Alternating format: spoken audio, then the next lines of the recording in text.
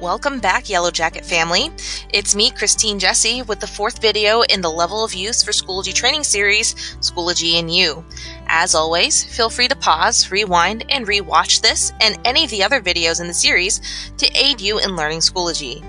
This time around, we are exploring a portion of the resource collections, specifically your personal collections. So we're going to add some personal resources to our Schoology. This will make it easier for us to access things and assign them to my courses later on.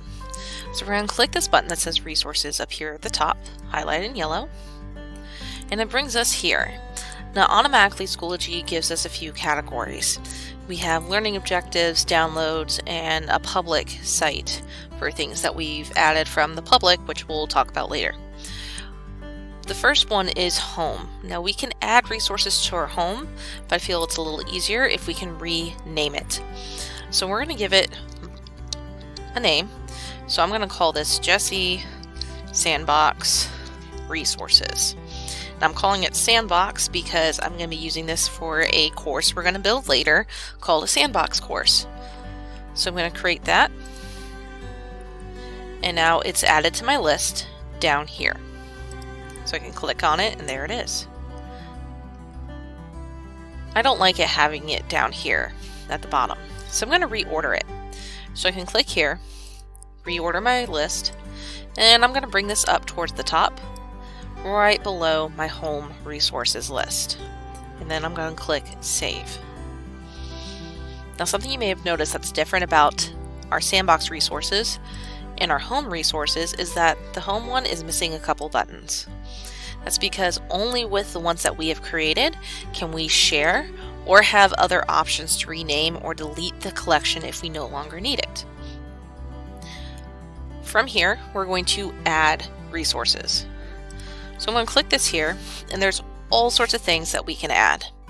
Let's say I want to add a file that I've already saved to my desktop. So I click Add File, Attach File, and then let's say I want to add the calendar for next school year, 2020-2021 calendar, PDF. So I'm going to open that. And then I don't really need to align any learning objectives because it's just a calendar. So I'm going to add it. And there it is. So now directly from my resources, I can click on this.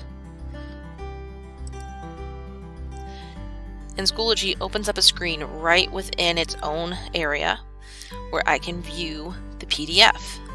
It does this for most documents and PDFs, including Word documents, so it's easy to be able to access.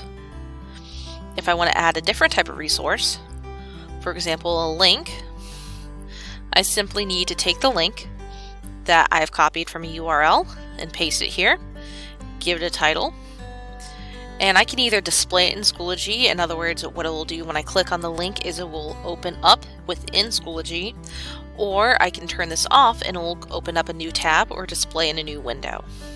And I can also add additional information about the link. For example, if it's something that's more detailed, like why am I using this site, I may want to add more information. Other resources here we're going to talk about more as we get to them, including discussions, pages, assessments, and assignments. Please do not add tests or quizzes because this function in Schoology is going to be disappearing very soon.